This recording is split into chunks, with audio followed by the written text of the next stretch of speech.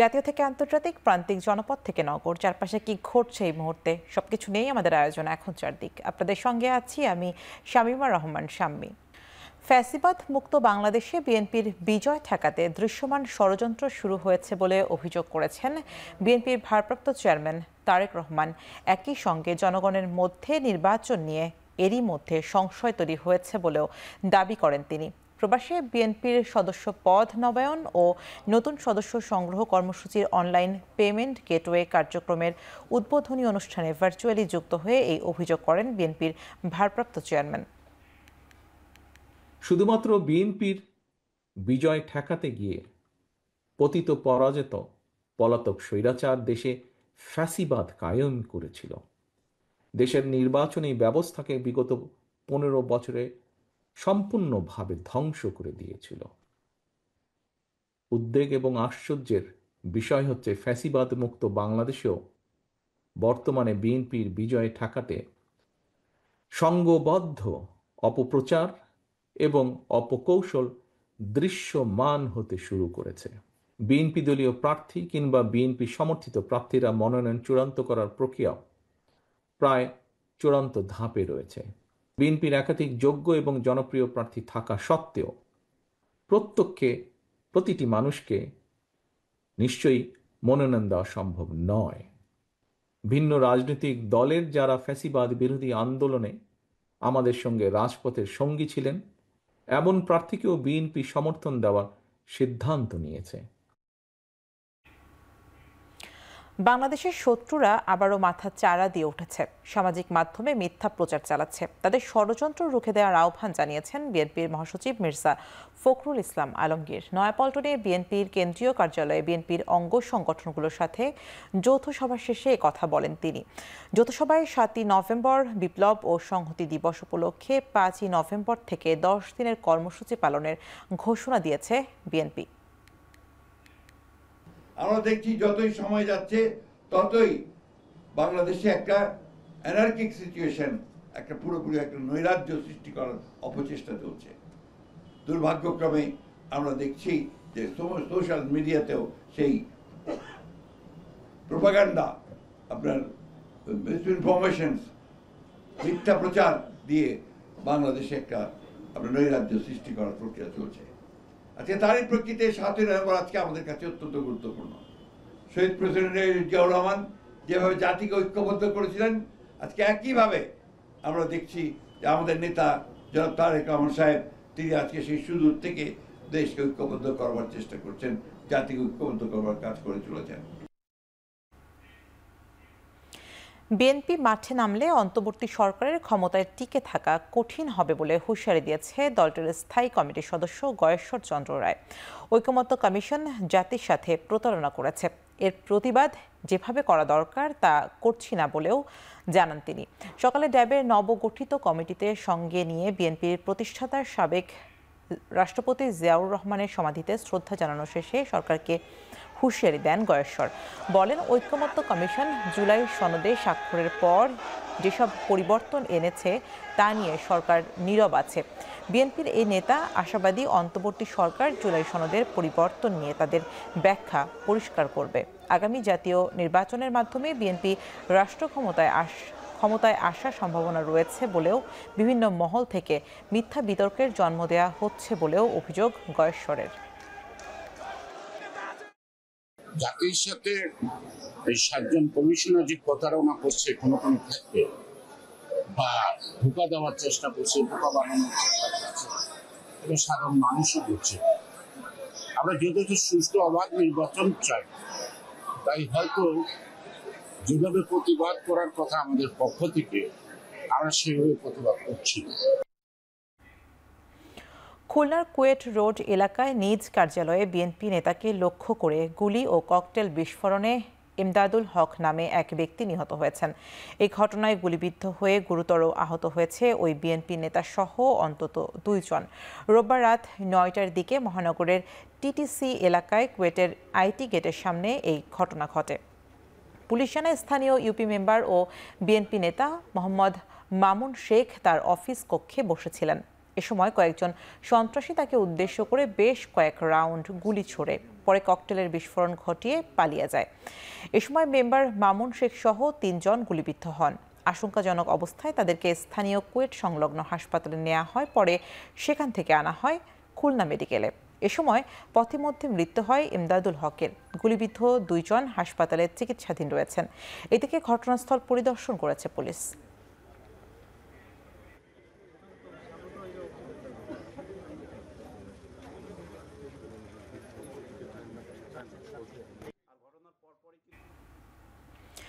জামায়াতকে ব্যবহারের পর এখন আওয়ামী লীগের মতো আচরণ করছে বিএনপি বলে মন্তব্য করেছেন দলটির নায়েবে আমির আব্দুল্লাহ তাহের।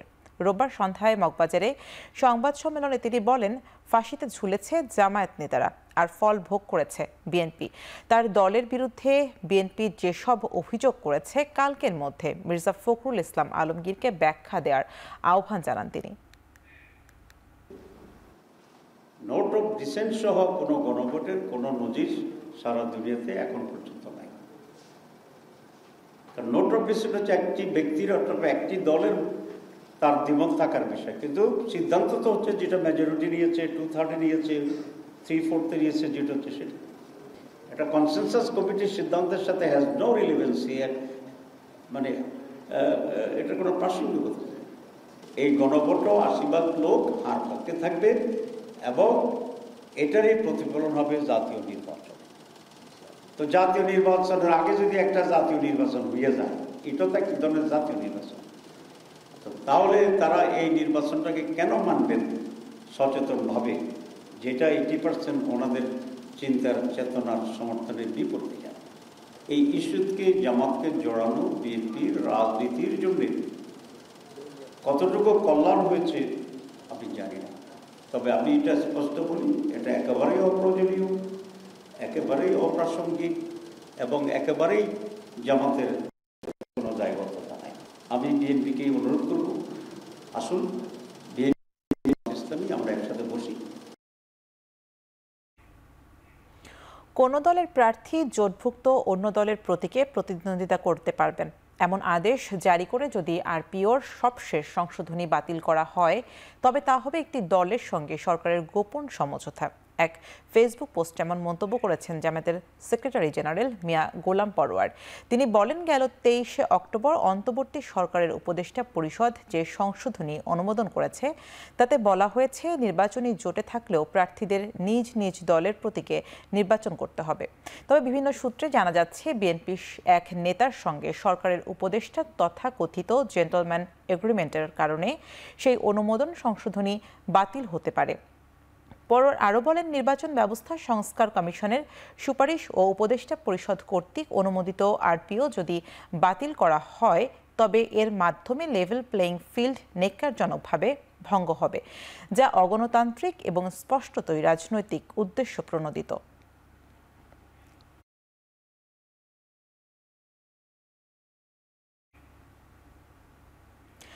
শাপলাকলিকে প্রতীক হিসেবে নিতে রাজি হয়েছে এনসিপি। এটিকে পছন্দের প্রতীকের তালিকায় রেখে ইসিতে আবেদন করেছে দলটি। রোববার দুপুরে নির্বাচন কমিশনের সঙ্গে বৈঠক শেষে এনসিপির মুখ্য সমন্বয়ক নাসিরুদ্দিন পাটোয়ারি বলেন, আগামীতে ধানের শীষ ও শাপলাকলির হাড্ডাহাড্ডি লড়াই হবে। গণভোটের বিষয়ে বিএনপি ও জামায়াতের পাল্টাপাল্টি অবস্থানে নির্বাচন পেছাতে পারে বলে শঙ্কা প্রকাশ করেন তিনি। বলেন, গণভোট কিংবা আগে কিংবা পরে যখনই হোক তা সুষ্ঠু করতে হবে। তিনি বলেন, বিএনপির চাঁদাবাজি, সন্ত্রাস ও দুর্নীতির অংশ হতে চায় না তার দল, তাই আগামী নির্বাচনে ৩০০ আসনে প্রার্থী দেবে এনসিপি।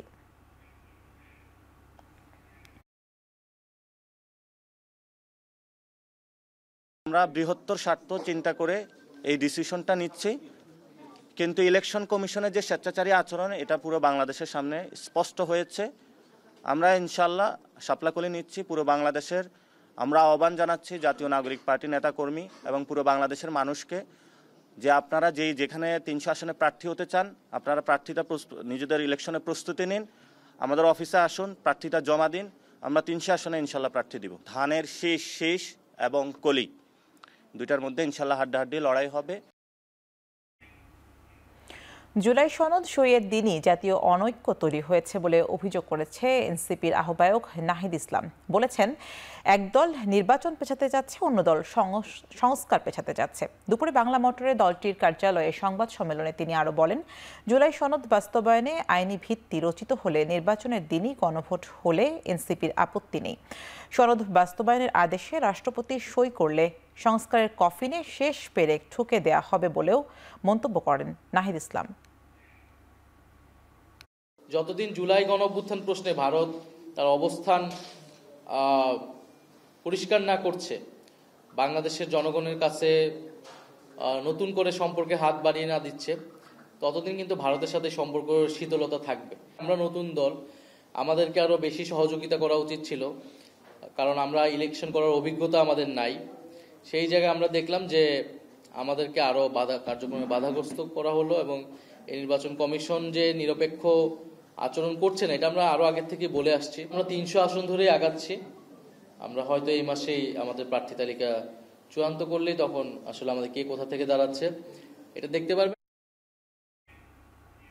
300 আসনে সাংগঠনিক সক্ষমতা বৃদ্ধিতে এনসিপি কাজ করছে বলে জানিয়েছেন দলটির দক্ষিণাঞ্চলের মুখ্য সংগঠক হাসনাত আব্দুল্লাহ। রোববার বিকেলে বরিশালে এনসিপির জেলা ও মহানগর সমন্বয় সভায় তিনি আরও বলেন, জুলাই সনদ বাস্তবায়ন ও গণভোটের আদেশ প্রধান উপদেষ্টাকেই জারি করতে হবে।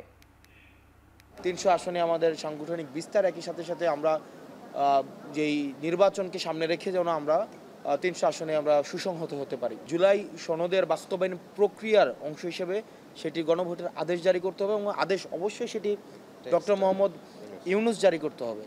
এখন এই গণভোটের আদেশ যদি এটা চুপ্পুর কাছ থেকে নিতে হয়, তাহলে সেটি হচ্ছে এই বিপ্লবের কফিনের শেষ পেরেক। প্রায় 3 মাস স্থগিত থাকার পর বৈষম্য বিরোধী ছাত্র আন্দোলনের সব কমিটি সচলের ঘোষণা দেওয়া হয়েছে। একই সঙ্গে আগামী 15 দিনের মধ্যে সব বিশ্ববিদ্যালয়, মহানগর ও জেলা কমিটি পুনর্গঠনের নির্দেশ দিয়েছে প্ল্যাটফর্মটির দায়িত্বশীলরা। তবে এমন ঘোষণার ঘণ্টাখানিকের মধ্যেই দায়িত্ব থেকে পদত্যাগ করেছেন কেন্দ্রীয় সাধারণ সম্পাদক হাসান এনাম। রোববার সন্ধ্যায় গণমাধ্যমে পাঠানো এক বার্তায় কমিটি সচল করার তথ্য জানানো হয়। বৈষম্য বিরোধী ছাত্র আন্দোলনের সভাপতি রিফাত রশিদের স্বাক্ষরিত সেই বার্তায় উল্লেখ হয়, জুলাই ছাত্র জনতার অভ্যুত্থানের বৈপ্লবিক রূপান্তর নিশ্চিত করতেই এমন সিদ্ধান্ত নিয়েছেন তারা। বৈপ্লবিক রূপান্তরের ব্যাখ্যায় তিনি দাবি করেছেন, আহত জুলাই যোদ্ধাদের চিকিৎসা, জুলাই হত্যাকাণ্ডের বিচার এবং শহীদ পরিবারের পুনর্বাসন নিশ্চিত করতে ভূমিকা রাখবে বৈষম্য বিরোধী ছাত্র আন্দোলন। তবে সংগঠনের সাথে পথ চলা সংক্ষিপ্ত করার সিদ্ধান্ত নিয়েছেন সাধারণ সম্পাদক হাসান এনাম। এখন থেকে ভারপ্রাপ্ত সাধারণ সম্পাদকের দায়িত্ব পালন করবেন মইনুল ইসলাম। বৈষম্য বিরোধী ছাত্র আন্দোলনের সমন্বয়ক পরিচয়ে চাঁদাবাজি সহ বেশ কিছু ঘটনায় দেশ জুড়ে নানা বিতর্ক ও সমালোচনার জেরে 27 জুলাই থেকে কেন্দ্রীয় কমিটি বাদে সব কমিটি স্থগিত করা হয়।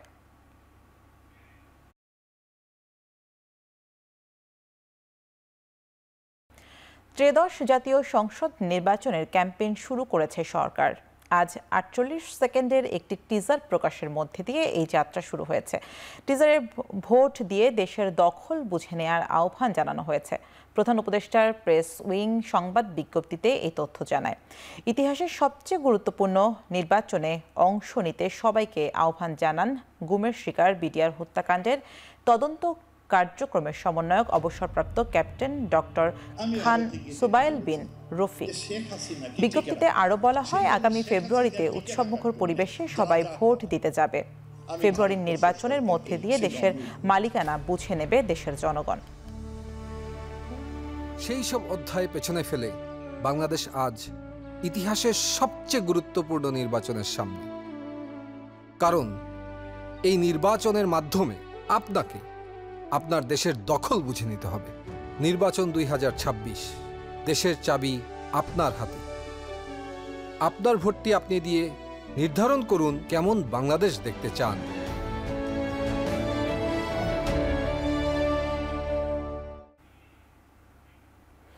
দেশে 2 মাসে 13 লাখ ভোটার বেড়ে এই মুহূর্তে মোট ভোটার 12,76,12,000। 18 নভেম্বর চূড়ান্ত ভোটার তালিকা প্রকাশ করবে কমিশন।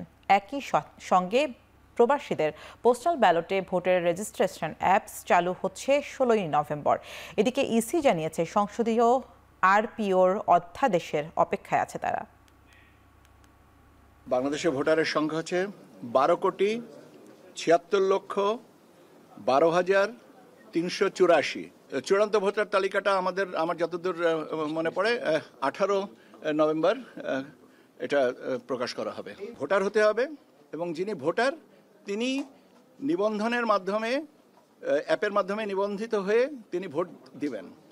অ্যাপের মাধ্যমে যে নিবন্ধনের প্রক্রিয়াটা, এই অ্যাপটা এখনো পর্যন্ত লঞ্চ হয়নি, এটা ট্রায়াল ফেজে আছে। আমাদের চেষ্টা যে আগামী 16ই নভেম্বর যেন আমরা এটাকে লঞ্চ করতে পারি। যে দল নির্বাচিত হলে সাধারণ মানুষের জানমালের নিরাপত্তা নিশ্চিত হবে, আগামী নির্বাচনে আওয়ামী লীগের ভোটাররা তাদেরকেই ভোট দেবে বলে জানিয়েছেন ইসলামী আন্দোলনের সিনিয়র নায়েবে আমির মুফতি সৈয়দ মোহাম্মদ ফয়জুল করিম। রোববার বিকেলে ময়মনসিংহের ঈশ্বরগঞ্জে ইসলামী আন্দোলনের বাংলাদেশের গণসমাবেশ প্রধান অতিথি বক্তব্যে তিনি একথা বলেন। একজন মুসলমান ইসলামের বাইরে সমর্থন করার কোনো সুযোগ নেই। প্রশ্ন হলো হিন্দুরা কেন সমর্থন করবে, খ্রিস্টানরা কেন ইসলামের পক্ষে সমর্থন করবে? শান্তি পাওয়ার জন্য, মুক্তি পাওয়ার জন্য, নিরাপত্তা পাওয়ার জন্য। আমাকে অনেকে প্রশ্ন করে, এই সাংবাদিকরা প্রশ্ন করে, হুজুর যদি আওয়ামী লীগ নির্বাচনে অংশগ্রহণ না করে তাহলে আওয়ামী লীগের লিডাররা তো পালিয়ে গেছে কিন্তু ভোটাররা তো পালায়নি, তারা কাদেরকে ভোট দিবে? আমি বললাম সহজ জবাব, যাদের মাধ্যমে তাদের জান এবং মালের নিরাপত্তা পাবে তাদেরকে ভোট দিবে। কয়েকটি রাজনৈতিক দলের মন জুগিয়ে চলতে গিয়ে প্রধান উপদেষ্টা দেশকে অনিশ্চিত গন্তব্যের দিকে ঠেলে দিয়েছেন বলে অভিযোগ করেছেন এবি পার্টির চেয়ারম্যান মুজিবুর রহমান মঞ্জু। সংস্কার সহ দেশ পরিচালনায় অন্তর্বর্তী সরকারের নিজস্ব নীতিগত কোনো অবস্থান নেই বলেও মন্তব্য করেন তিনি। ক্ষমতার বিন্যাসকে আগে পরিবর্তন করতে হবে আমাদেরকে। যারা আগে ওইগুলা করছিল তারা যদি সবাই পার পেয়ে যায়, আমরা যতই সুন্দর 2 কক্ষ 3 কক্ষ 1 কক্ষ পিআর টিআর যাই বলি, এই সব তারা আবার সেট করে নেবে। আপনি মনে করছেন পিআর সেট করা যায় না, পিআরও সেট করা যায়। আপনি মনে করছেন 2 কক্ষ সেট করা যায় না, আমি 1 কক্ষ সেট করতে পারলে আমি 2 কক্ষ সেট করব, 3 কক্ষ সেট করব, আমার লোক সব জায়গায় থাকবে। এইভাবে হবে না। যে বাংলাদেশের পরবর্তী রাষ্ট্র কাঠামোতে বাংলাদেশের জনগণের মতামতকে প্রতিফলন করে এই পরবর্তী রাষ্ট্রে অগ্রসর হইতে হবে এবং সংস্কারের যে চাহিদা বাংলাদেশের গণমানুষের মধ্যে তৈরি হয়েছে, বাংলাদেশের গণমানুষ যে রাষ্ট্রের মধ্যে ফ্যাসিবাদী কাঠামোর বিলুপ্তি চায়, এই সংস্কারের যে আইডিয়া, আমি মনে করি যে সমস্ত রাজনৈতিক দল এটা ধারণ করতে পারবে না তাদের ভবিষ্যতে কঠিন অবস্থায় পড়তে হবে। সরকারকে বলবো কয়েকটা রাজনৈতিক দলের মন জুগিয়ে চলার রাজনীতি চিন্তা নীতিটা বাদ দেন। যদি এটা বাদ না দেন তাহলে আপনারা যে একটা সুযোগ পেয়েছিলেন সেই সুযোগ হাতছাড়া করার দায়ে আপনারা চিরস্থায়ীভাবে বাংলাদেশের মানুষের কাছে দায়ী থাকবেন। এই দায় থেকে আমাদের শহীদদের রক্ত, আহতদের রক্ত আপনাদেরকে কখনো মুক্তি দিবে না। জগন্নাথ বিশ্ববিদ্যালয় ছাত্র সংসদ নির্বাচনের তারিখ পেছানো এবং একটি নির্দিষ্ট দলকে বিশেষ সুবিধা দিচ্ছেন বলে অভিযোগ তুলেছে ছাত্র শিবির। রোববার বিকেলে ভাষা শহীদ রফিক ভবনে সংবাদ সম্মেলনে এসব অভিযোগ করেন বিশ্ববিদ্যালয় শাখার সভাপতি মোহাম্মদ রিয়াজুল ইসলাম। নির্বাচন কমিশন হিসেবে দায়িত্ব পাওয়ার পরে তারা নির্বাচন পেছানোর জন্য এবং বিশেষ একটা গ্রুপকে সুবিধা দেওয়ার চেষ্টা করছে বলে আমাদের মনে হচ্ছে। আমাদের দাবি হচ্ছে রাইট টাইমে নির্বাচন হওয়া, সুতরাং আমরা এখানে এসেছি আমাদের দাবি আদায় করার জন্য। জাতীয়করণের দাবিতে পূর্ব ঘোষণা অনুযায়ী প্রধান উপদেষ্টার বাসভবন যমুনা অভিমুখে স্বতন্ত্র ইবতেদায়ী মাদ্রাসার শিক্ষকদের লং মার্চের শুরুতেই পুলিশের বাধার মুখে পড়ে। রোববার দুপুর 2টায় জাতীয় প্রেস ক্লাবের সামনে থেকে লং মার্চটি শুরু হলে পুলিশ বাধা দেয়। এতে রাস্তায় বসে পড়েন শত শত শিক্ষক। ফলে পল্টন থেকে কদমফুয়ারা অভিমুখে সড়কটি বন্ধ হয়ে যায়। এ সময় সরকার তাদের দাবি বিবেচনা করেছে জানিয়ে পুলিশ তাদের রাস্তায় ছেড়ে দেওয়ার আহ্বান জানায়। এ সময় আন্দোলনকারীদের শীর্ষ পর্যায় থেকে কর্মসূচি স্থগিতের ঘোষণা দেওয়া হয়। তবে আন্দোলনকারীরা তা প্রত্যাখ্যান করে এবং তাদের দাবি মেনে না নেওয়া পর্যন্ত অবস্থান করবে বলে জানায়।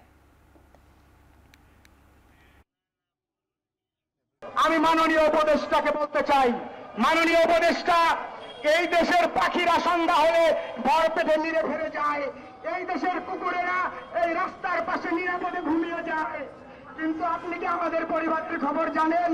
কেন্দ্রীয় কমিটি থেকে যে সিদ্ধান্ত আসবে সেই সিদ্ধান্ত অনুযায়ী প্রয়োজনে জীবন দিব, তবু আমরা আন্দোলন বাস্তবায়ন করে ছাড়বো। আর যে সরকার বৈষম্য সভাপতি আছে, সেই বৈষম্য দূর না করে তারা বৈষম্য চেয়ে রেখেছেন। আপনাদের পক্ষ থেকে আমরা সরকারকে বলতে চাই, শান্তিপূর্ণভাবে তারা আন্দোলন করছে, আপনারা তাদের যৌক্তিক দাবি মেনে নেন। বিরতির পর ফিরে এলাম, আপনারা দেখছেন এখন চারদিক। তত্ত্বাবধায়ক সরকার ফিরিয়ে আনতে আপিলের টানা ৬ষ্ঠ দিনের শুনানি শেষ হয়েছে। পরবর্তী শুনানি মঙ্গলবার। রোববার বেলা 11:30টার পর প্রধান বিচারপতি সৈয়দ রেফাত আহমেদের নেতৃত্বে ৭ বিচারপতির পূর্ণাঙ্গ আপিল বেঞ্চে এই শুনানি হয়। এর আগে গত ২৯শে অক্টোবর তত্ত্বাবধায়ক সরকার ব্যবস্থা ফিরিয়ে আনতে আপিলের টানা ৫ম দিনের শুনানি শেষ হয়। বিএনপির পক্ষে শুনানি করেন সিনিয়র আইনজীবী জয়নুল আবেদিন। তিনি বলেন, সাবেক প্রধান বিচারপতি ABM খায়রুল হকের রায় বাতিল করতে হবে। তত্ত্বাবধায়ক সরকার বাতিল হওয়ার কারণেই দেশে রাজনৈতিক সহিংসতা ঘটেছে।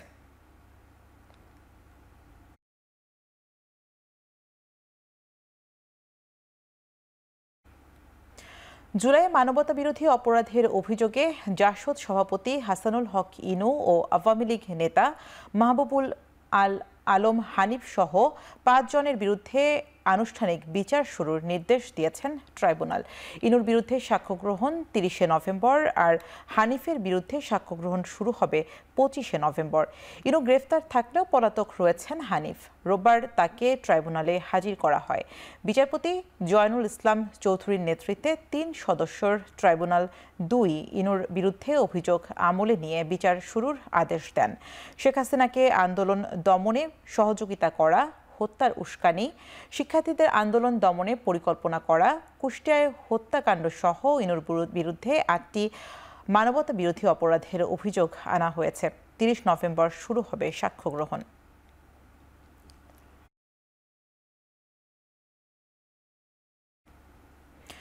যোগাযোগ ব্যবস্থা খুবই হযবরল অবস্থায় রয়েছে। শৃঙ্খলা আনা না গেলে পুরো ব্যবস্থা অর্থনীতির জন্য গলার ফাঁসে পরিণত হবে বলে মন্তব্য করেছেন প্রধান উপদেষ্টা ডক্টর মোহাম্মদ ইউনূস। রোববার দুপুরে যমুনায় central integrated multimodal transport centre master plan of Bangladesh সংক্রান্ত প্রান্তিক মূল্যায়ন ও কৌশলগত পরিকল্পনা নিয়ে আন্তঃমন্ত্রণালয়ের বৈঠকে কথা বলেন তিনি।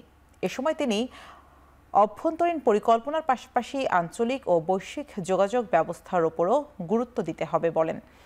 প্রকৃতি, পরিবেশ ও নদীকে নেতিবাচক প্রভাব থেকে মুক্ত রেখে সড়ক, রেল, বিমান ও নৌপথের সম্মিলিত উন্নয়ন ত্বরান্বিত করার আহ্বান জানিয়েছেন প্রধান উপদেষ্টা।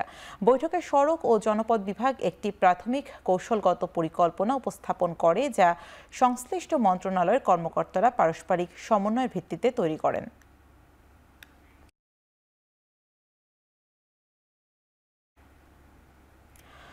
গত ১৫ বছরে বিদ্যুৎ ও জ্বালানি খাতে ব্যাপক অনিয়ম, দুর্নীতি ও অর্থ লোপাট করা হয়েছে। আওয়ামী লীগ সরকারের সময় বিভিন্ন চুক্তি পর্যালোচনা করে তথ্য উঠে এসেছে। রোববার সচিবালয়ে বিদ্যুৎ ও জ্বালানি উপদেষ্টা ফাউজুল কবির খানের কাছে প্রতিবেদন হস্তান্তর করে জাতীয় কমিটি। এ সময় রিপোর্টের তথ্য তুলে ধরে কমিটির সদস্যরা বলেন, বিদ্যুৎ জ্বালানি খাতে ১৫ বছরে হিসেবের ব্যাপক গড়মিল করা হয়েছে।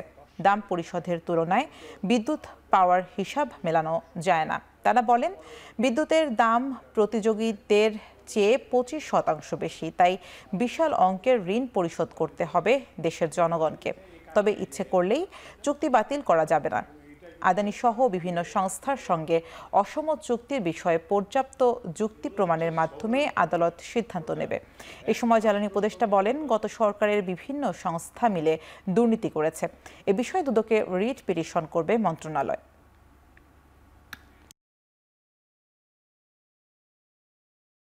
বিভাগীয়ভাবে এগুলোর মানে শাস্তি দেওয়ার ক্ষমতা খুবই সীমিত। কারণ হচ্ছে কি অনেকে তো এখান থেকে রিটায়ার করে গেছেন, অনেকে চাকরিতে নাই, আপনি কি করবেন একটা রিটায়ার লোককে, তো কি করবেন? তো ওই জন্যই আমরা এটা ওই অ্যান্টি কারাপশন কমিশনের সাথে আমরা পূর্ণ সহযোগিতা করব এবং আশা করি যে অ্যান্টি কারাপশন কমিশন আমাদের সহযোগিতা পেলে, আপনাদের প্রেসের সাংবাদিকদের সহযোগিতা পেলে আমরা এই যে একটা এত বড় একটা অন্যায় হচ্ছে জাতির প্রতি, এই অন্যায়টার আমরা একটা হয়তো সুরাহা। জানুয়ারি থেকে সব সরকারি ভবন গ্রিন বিল্ডিং হিসেবে নির্মাণের জন্য গৃহায়ন ও গণপূর্ত মন্ত্রণালয় সহ সংশ্লিষ্ট সকল কর্তৃপক্ষের প্রতি আহ্বান জানিয়েছেন পরিবেশ, বন ও জলবায়ু পরিবর্তন বিষয়ক উপদেষ্টা সৈয়দা রিজওয়ানা হাসান। রোববার দুপুরে রাজধানীর আগারগাঁওয়ে পরিবেশ অধিদপ্তরের গ্রিন বিল্ডিং কর্মশালায় যোগ দিয়ে এই আহ্বান জানান তিনি। মান নিয়ন্ত্রণ যদি আমরা করি তাহলে আমি মনে করি যে ঢাকা শহরের খাল এবং নদীগুলোতে যেই পরিমাণ পয়ঃবর্জ্য যাচ্ছে এইটাকে আমরা আজকে থেকে কাজ শুরু করলে আগামী 5-7 বছরে গিয়ে কমিয়ে আনতে পারবো। সরকারি পর্যায়ে এখন আমরা ছাদের উপরে সোলার প্যানেল লাগানো বাধ্যতামূলক করছি। শুধু ঢাকা না, গোটা বাংলাদেশেই আমরা মানুষকে উৎসাহিত করি, সরকারি পর্যায়ে আমরা বাধ্যতামূলক করি। জাতীয় নির্বাচন ও রমজানের পর এবারের বিশ্ব ইজতেমা অনুষ্ঠিত হবে বলে জানিয়েছেন ধর্ম উপদেষ্টা ডক্টর আ.ফ.ম. খালিদ হোসেন। তিনি বলেন, ভোটের নিরাপত্তা নিশ্চিত করা সহ বিশেষ পরিস্থিতির কারণে এই সিদ্ধান্ত নেওয়া হয়েছে। রোববার সকালে সচিবালয়ে তাবলিগ জামায়াতের 2 গ্রুপ সাদ এবং জুবায়েরপন্থীদের সঙ্গে বৈঠক হয়। এতে অংশ নেন ধর্ম, স্বরাষ্ট্র, গৃহায়ন ও গণপূর্ত উপদেষ্টা। পরে ব্রিফিংয়ে ধর্ম উপদেষ্টা বলেন, দেশে নির্বাচনের আমেজ শুরু হয়ে গেছে। নির্বাচন উপলক্ষে ব্যস্ত থাকবে আইন শৃঙ্খলা বাহিনী। তাই নির্বাচন ও রমজানের পর ইজতেমা অনুষ্ঠিত হবে। এ বিষয়ে সম্মতি জানিয়েছে তাবলিগ জামায়াতের দুপক্ষই। তবে কোন পক্ষ আগে ইজতেমা করবে এ বিষয়ে কোনো সিদ্ধান্ত হয়নি। ধর্ম উপদেষ্টা বলেন, 2 গ্রুপের একসাথে ইজতেমা হওয়ার কোনো সুযোগ নেই।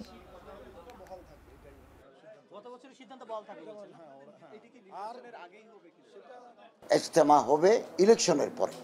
মনে করেন নির্বাচন যদি ফেব্রুয়ারির প্রথম 15 দিনের ভিতরে হয় তাহলে রমজানে তার হচ্ছে না, রমজানের পরেই হতে হবে। নির্বাচন পিছানোর এই মুহূর্তে কোনো পরিকল্পনা নাই। নির্বাচনের আগে অনেক সময় আইন শৃঙ্খলার অবনতি ঘটে। তো এর আগে এত বড় একটা সমাবেশ যেখানে বিদেশি মেহমানরাও থাকবেন, এই ঝুঁকি নেওয়াটা সরকারের জন্য উচিত হবে না। নির্বাচনের আগে দেশের সকল শিক্ষার্থীদের হাতে নতুন বই পৌঁছে যাবে বলে জানিয়েছেন প্রাথমিক ও গণশিক্ষা উপদেষ্টা বিধান রঞ্জন রায়। রোববার সকালে সুনামগঞ্জ জেলার প্রাথমিক শিক্ষার মান ও মেধা যাচাই পরীক্ষায় অংশগ্রহণকারী শিক্ষার্থীদের মধ্যে সনদ বিতরণ অনুষ্ঠানে তিনি একথা জানান।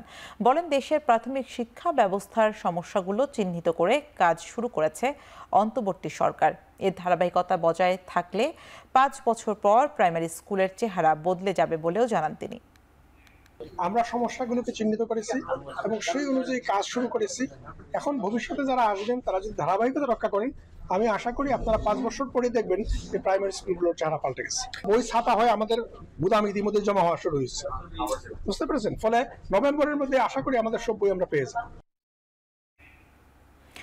ডেঙ্গু মৌসুমে ঢাকা উত্তর সিটিতে 2023 সালের তুলনায় মৃত্যু হার কয়েক গুণ কমেছে বলে দাবি করেছেন প্রশাসক মোহাম্মদ এজাজ। রোববার দুপুরে উত্তর সিটি কার্যালয়ে এক সংবাদ সম্মেলনে 2 বছরের পরিসংখ্যান তুলে ধরে এই দাবি করেন তিনি। বলেন, জুলাই, আগস্ট ও সেপ্টেম্বরে আক্রান্তের হার বাড়লেও মৃত্যু হার কমেছে কয়েক গুণ। যদিও এরপরও ডেঙ্গুকে মহামারী আখ্যা দিতে ঢাকা শহরের চিত্র ভয়ঙ্করভাবে তুলে ধরা হয়।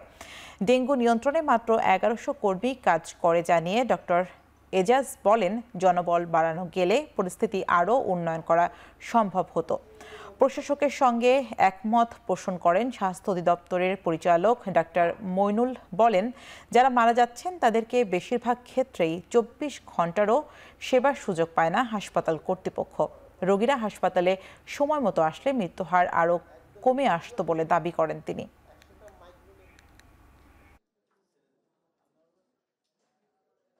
আমরা রোগীদেরকে চিকিৎসা করার জন্য একদমই সময় পাচ্ছি না।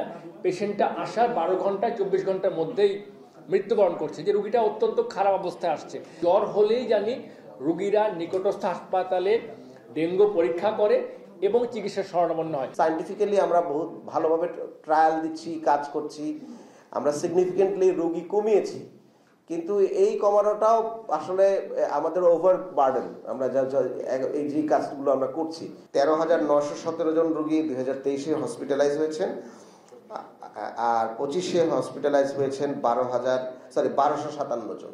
তো সুতরাং একদিকে হচ্ছে যে ডেটা বলে সিগনিফিকেন্টলি আমরা ইমপ্রুভ করতে চেষ্টা করেছি। ত্রয়োদশ জাতীয় সংসদ নির্বাচনের পর ফেব্রুয়ারিতেই অমর 21শে বইমেলা আয়োজনের সিদ্ধান্ত গৃহীত হয়েছে বলে জানিয়েছে বাংলা একাডেমি। নির্বাচনের তারিখ ঘোষণার পর বইমেলার সময়সূচি চূড়ান্ত হবে বলেও জানানো হয়। রোববার বিকেলে বাংলাদেশ পুস্তক প্রকাশক ও বিক্রেতা সমিতির প্রতিনিধি দলের সঙ্গে বাংলা একাডেমির মহাপরিচালকের বৈঠক শেষে এই বিজ্ঞপ্তিতে একথা জানানো হয়। বিজ্ঞপ্তিতে বলা হয়, বৈঠকে অমর 21শে বইমেলা 2026 এর সময় নির্ধারণ বিষয়ে সমিতির প্রস্তাব নিয়ে আলোচনা হয়েছে। এ সময় আসন্ন জাতীয় সংসদ নির্বাচনের পরপর ফেব্রুয়ারি মাসেই মেলা আয়োজনের প্রস্তাব সার্বিক পরিস্থিতি বিবেচনায় বাস্তবসম্মত বলে গৃহীত হয়। এছাড়াও অমর 21শে বইমেলা 2026 আয়োজনের ব্যাপারে সরকারের ঊর্ধ্বতন কর্তৃপক্ষ এবং সংশ্লিষ্ট অন্যদের সঙ্গে বাংলা একাডেমি নিয়মিত যোগাযোগ রক্ষা করে চলেছে বলেও বিজ্ঞপ্তিতে উল্লেখ করা হয়। বগুড়ার গাবতলী উপজেলার একটি বাড়িতে ককটেল তৈরির সময় বিস্ফোরণে একজন আহত হয়েছেন। বাড়ি থেকে আরও 5টি ককটেল উদ্ধার করেছে বোম ডিসপোজাল ইউনিট। পরে সেগুলো বিস্ফোরণের মাধ্যমে নিষ্ক্রিয় করা হয়। রোববার দুপুরে বিস্ফোরণের এই ঘটনায় আতাউর রহমান সেলিম নামের এক ব্যক্তি গুরুতর আহত হন। আহত সেলিম কুমিল্লা জেলার বাসিন্দা।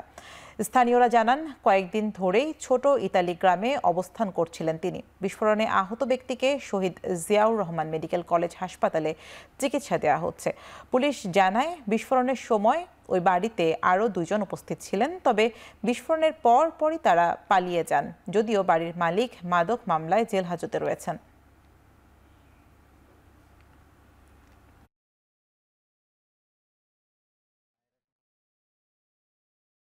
যখন ওই রুমে বোমা বাস্টিং হয়, তখন সবাই আমরা ধারণা করছি হয়তো ট্রান্সফর্মার বাস্ট হয়ে গেছে। তখন আমরা ওখানে যাওয়ার পরে দেখতে পাই একজন আহত হয়েছে। যিনি বোমাটা তৈরি করতেছিল উনি এলাকার না, ওনার বাড়ি কুমিল্লায়। শুনলাম যে বোমা বাস্ট হচ্ছে, তা যে ছেলে আহত আছে চিনি নেই, আমাদের এলাকার না, ওনার বাড়ি কোথায়। তারপর থেকে এই রাত পর্যন্ত সেনাবাহিনীর লোকজন এসে তল্লাশি করে। কুমিল্লার আপনার হলো মেঘনা থানা এলাকার সেলিম, সে এখানে আসছিল, তাকে মূলত নিয়ে এসেছিল বাদশাহ পিতা লইমুদ্দিন। তার বাড়ি হচ্ছে বাগবাড়ির মাছপাড়া গ্রামে। সে তাকে এই ককটেল প্রস্তুত করার জন্য তাকে নিয়ে এসেছিল। এই বাদশাহ মূলত সে আন্তজেলা ডাকাত দলের সদস্য, সে এই কাজগুলোই করে। তার বিরুদ্ধে আমাদের থানায় ওয়ারেন্টও পেন্ডিং আছে, তাকে আমরা অনেকদিন ধরে খুঁজছিলাম। তার নিজস্ব যে বাড়ি ভিটা, সেখানে কোনো ঘর দরজা নাই। সে মাঝে মাঝে এসে তার যে শ্বশুর বাড়ি, এই শ্বশুর বাড়িতে সে অবস্থান করে। আমাদের ধারণা হচ্ছে এই মোক্তার এবং এই বাদশাহ তারা পরস্পর যোগ সাজসে। তাদের যে ডাকাতি কার্যক্রম, হয়তোবা সেই কার্যক্রম ত্বরান্বিত করবার জন্য এই কুমিল্লা থেকে তাকে নিয়ে এসে এটা করে থাকতে পারে। ফরিদপুরের ভাঙ্গায় 2 গ্রামবাসীর সংঘর্ষে আহত হয়েছে কমপক্ষে 20 জন। এ সময় ঘরবাড়ি ও দোকান ভাঙচুরের ঘটনা ঘটে। রোববার বিকেলে ভাঙ্গা উপজেলার হামিরতি ইউনিয়নের গোপীনাথপুর গ্রামে এই সংঘর্ষের ঘটনা ঘটে। স্থানীয়রা জানায়, জমি সংক্রান্ত সালিশের সমঝোতা না হওয়ায় সাইমন মাতব্বর ও কুদ্দুস মাতব্বরের সমর্থকদের মধ্যে সংঘর্ষের সূত্রপাত হয়। এ সময় নারী পুরুষ উভয়ই দেশীয় অস্ত্র ও ইট পাটকেল নিয়ে সংঘর্ষে জড়িয়ে পড়ে। এতে দুপক্ষের অন্তত 20 জন আহত হয়। পরে পুলিশ ঘটনাস্থলে গিয়ে পরিস্থিতি নিয়ন্ত্রণে আনে। আহতদের উদ্ধার করে ভাঙ্গা উপজেলা স্বাস্থ্য কমপ্লেক্স ও ফরিদপুর মেডিকেলে ভর্তি করা হয়েছে।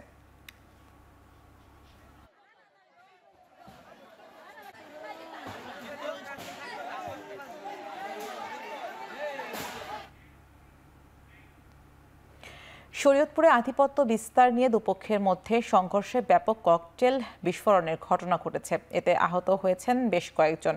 এই ঘটনায় 2 জনকে আটক করা হয়েছে। পুলিশ জানায়, জাজিরা উপজেলার বিলাসপুর ইউনিয়নের চেরাগ আলী ব্যাপারী কান্দি এলাকায় ইউপি সদস্য নাসির ব্যাপারী ও তাজুল সোয়ালের মধ্যে আধিপত্য বিস্তার নিয়ে দীর্ঘদিন ধরে বিরোধ চলে আসছিল। রোববার ভোরে দুপক্ষের সমর্থকদের মধ্যে কথা কাটাকাটি হয়। এক পর্যায়ে উভয় পক্ষের লোকজন হাতবোমা ও দেশীয় অস্ত্র নিয়ে সংঘর্ষে জড়ায়। ভাঙচুর করা হয় বেশ কয়েকটি বসতবাড়ি। এই ঘটনায় আহত হয় উভয় পক্ষের বেশ কয়েকজন, তাদের উদ্ধার করে হাসপাতালে ভর্তি করা হয়। এই ঘটনায় 2 জনকে আটক করেছে পুলিশ।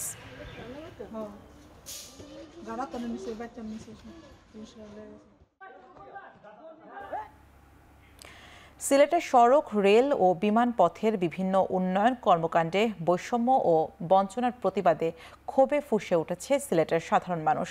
বেলা 11টার দিকে নগরীর সিটি পয়েন্টে গণ অবস্থান কর্মসূচি পালন করেন তারা। সাবেক মেয়র আরিফুল হক চৌধুরীর নেতৃত্বে ব্যানার ফেস্টুন সহ অবস্থান কর্মসূচিতে অংশ নেন বিভিন্ন শ্রেণী পেশার হাজারো মানুষ। এ সময় সিলেটের সাথে উন্নয়ন বৈষম্যর অভিযোগ করা হয়। এছাড়া ঢাকা সিলেট মহাসড়কের সংস্কার কাজ দ্রুত শেষ করার দাবি জানানো হয়। একই সঙ্গে সিলেট ঢাকা ও সিলেট চট্টগ্রাম রুটে পর্যাপ্ত ট্রেন চালু সহ ভাড়া কমানোর দাবি জানান বক্তারা। এছাড়াও আটকে থাকা বিভিন্ন উন্নয়ন প্রকল্প দ্রুত শেষ করার দাবি জানানো হয়। অবস্থান কর্মসূচির এক পর্যায়ে জেলা প্রশাসকের কার্যালয়ের প্রধান ফটক অবরুদ্ধ করে রাখেন স্থানীয় ছাত্র জনতা।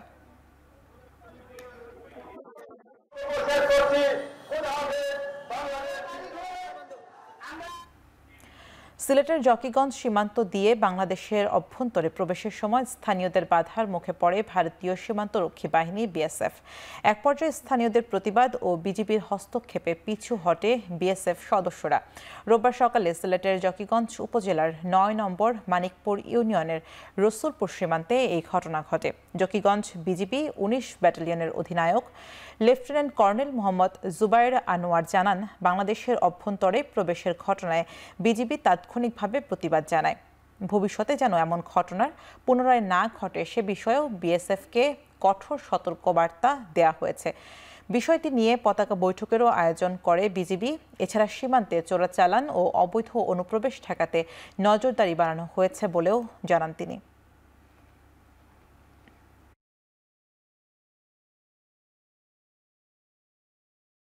পঞ্চগড় আধুনিক সদর হাসপাতালে বর্ধিত 150 শয্যার নতুন ভবনে সেবা স্থানান্তর সহ স্বাস্থ্যসেবার উন্নয়নে গঠিত স্বাস্থ্য সহায়তা তহবিলে 10 লাখ টাকার অনুদান দিয়েছে বাংলাদেশ জামায়াত ইসলামী। রোববার সকালে পঞ্চগড় জেলা প্রশাসকের সমন্বয় কক্ষে আনুষ্ঠানিকভাবে জেলা প্রশাসকের হাতে চেক তুলে দেন জামায়াতের সহকারী সেক্রেটারি জেনারেল আব্দুল হালিম। এ সময় civil surgeon doctor Mizanur Rahman, জেলা জামায়াতের আমির ইকবাল হোসাইন সহ বিভিন্ন রাজনৈতিক দলের নেতারা উপস্থিত ছিলেন। পরে জামায়াত নেতা হালিম পঞ্চগড় আধুনিক সদর হাসপাতালে পরিদর্শন করেন। এ সময় তিনি স্বাস্থ্য খাতের উন্নয়নে দলমত নির্বিশেষে সবাইকে এগিয়ে আসার আহ্বান জানান এবং জামায়াত সব সময় পাশে থাকবে বলে আশ্বাস দেন।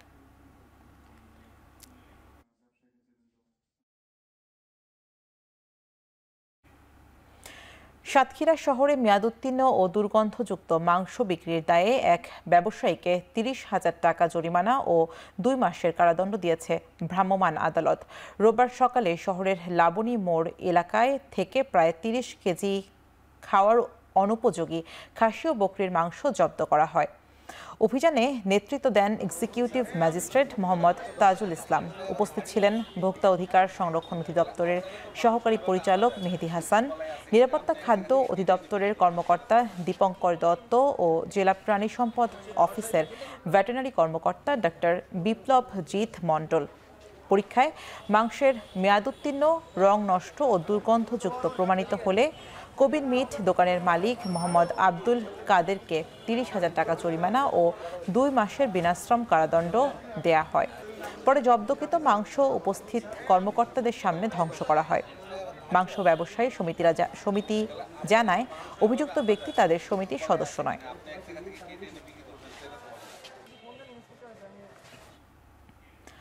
ভালো থাকুন সব সময় ক্যাম্পেইনের মাধ্যমে গ্রাহকদের জন্য 24 ঘন্টা 7 দিন ফ্রি মেডিকেল কনসালটেশন সেবা চালু করেছে বাটারফ্লাই গ্রুপ। রাজধানীর একটি হোটেলে আয়োজিত অনুষ্ঠানে ক্যাম্পেইনের উদ্বোধন করেন অধ্যাপক ডক্টর সাকলাইন রাসেল।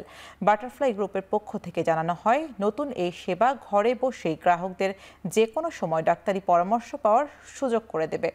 উদ্যোগে সহযোগী হিসেবে রয়েছেন Akij Takaful life insurance.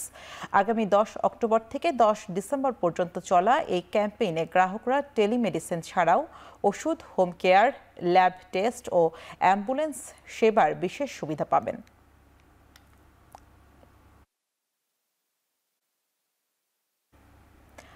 October মাসে সর্বোচ্চ লেনদেনের রেকর্ড গড়েছে বাংলাদেশ ডাক বিভাগের মোবাইল আর্থিক সেবা নগদ। গেল অক্টোবর মাসে এক মাসের লেনদেনে নিজেদের সর্বোচ্চ রেকর্ড অতিক্রম করেছে নগদ। প্রতিষ্ঠানটি জানায়, সরকারি ভাতা বিতরণ, payment, sent money, cash in out ও ক্যাশ আউট এবং মোবাইল রিসার্চ লেনদেন বৃদ্ধি এই অর্জনের মূল কারণ।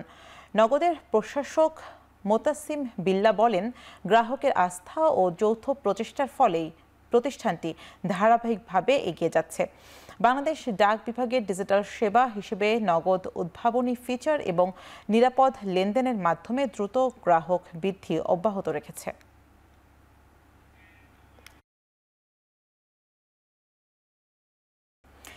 এবার আন্তর্জাতিক প্রসঙ্গ। ভারতের রাজস্থানে একটি ট্রেলার ট্রাকের সঙ্গে বাসের সংঘর্ষে অন্তত 18 জন নিহত হয়েছে। এই ঘটনায় আহত হয়েছেন আরও অন্তত 3 জন। এনডিটিভি জানায়, রাজস্থানের রাজধানী জয়পুর থেকে প্রায় 400 কিলোমিটার দূরে ফালোদি এলাকায় এই দুর্ঘটনা ঘটে। বাসটিতে থাকা যাত্রীরা কয়েকটি ট্যুরিস্ট স্পট ভ্রমণ শেষে ফিরছিলেন বলে জানা গেছে। এদিকে দুর্ঘটনায় হতাহতদের পাশে দাঁড়াতে ইতিমধ্যেই রাজ্য সরকারকে নির্দেশ দিয়েছেন রাজস্থানের মুখ্যমন্ত্রী ভজন লাল শর্মা। যদিও দুর্ঘটনার প্রকৃত কারণ এখনো জানা যায়নি।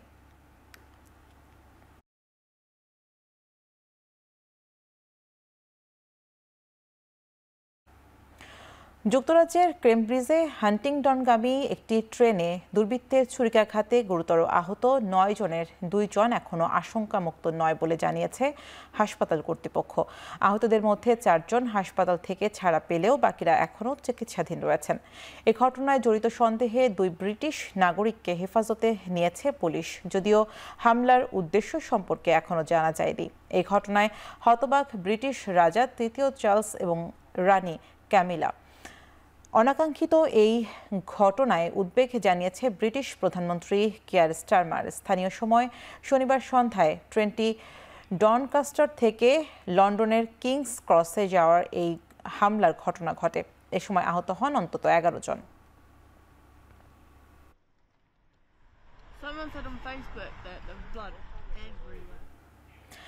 মেক্সিকোর উরুয়াপান শহরের মেয়রকে একটি জনসভায় প্রকাশ্যে গুলি করে হত্যা করা হয়েছে। পরে বন্দুকধারী পুলিশের গুলিতে মারা যান। ঘটনাস্থল থেকে জড়িত সন্দেহে 2 জনকে আটক করা হয়েছে।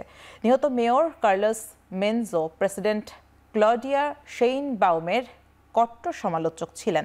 তার রাজ্য মিচোয়াকানে মাদক বিরোধী অভিযানে জোরালো করার জন্য সরকারকে চাপে রাখেন। স্থানীয় সময় শনিবার রাতে একটি গির্জার বাইরে মোমবাতি প্রজ্বলন অনুষ্ঠানে যোগ দিলে তাকে গুলি করা হয়। সেখানে অনেক মানুষের সমাগমের মধ্যে মেয়রকে লক্ষ্য করে গুলি চালান বন্দুকধারী। আহত অবস্থায় হাসপাতালে নিয়ে চিকিৎসক তাকে মৃত ঘোষণা করেন। যদিও হামলার কারণ সম্পর্কে কিছু জানা যায়নি। মিচোয়াকান রাজ্যটিতে দীর্ঘদিন ধরে মাদক ও সহিংসতায় লেগেই আছে। এছাড়া গেল বছর উরুপানে মেয়র মেনজোর সাক্ষাৎকার নেয়ার পর এক সাংবাদিককে গুলি করে হত্যা করা হয়।